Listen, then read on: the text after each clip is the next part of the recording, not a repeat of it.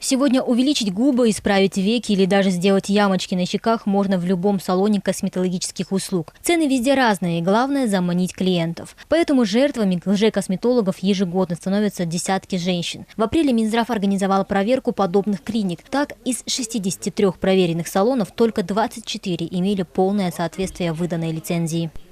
У остальных идет нарушение по лицензионному режиму. И проверили 27 нелицензированных клиники. То есть это клиники, которые работают вообще без лицензии, специалисты не имеют медицинского образования, проводят незаконные процедуры, такие как блефаропластика, сангапури, броу-лифтинг, липосакция. То есть это все проводят в условиях обычного кабинета, хотя это процедуры, которые относятся к пластической хирургии.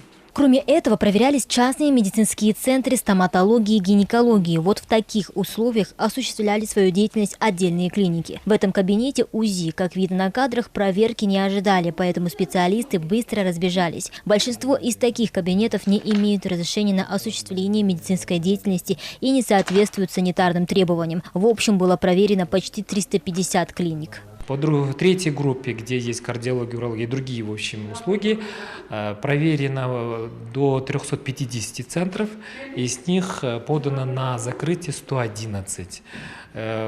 Если посмотреть в структуре 111 этих медцентров частных, то лидирует первое место город Бишкек, около 48 центров, город Ош и Ошская область 30 с лишним. Джалабадская область, Чуйская область лидирует. Нету специалистов, нету оборудования и помещения, то есть абсолютное невыполнение основных правил.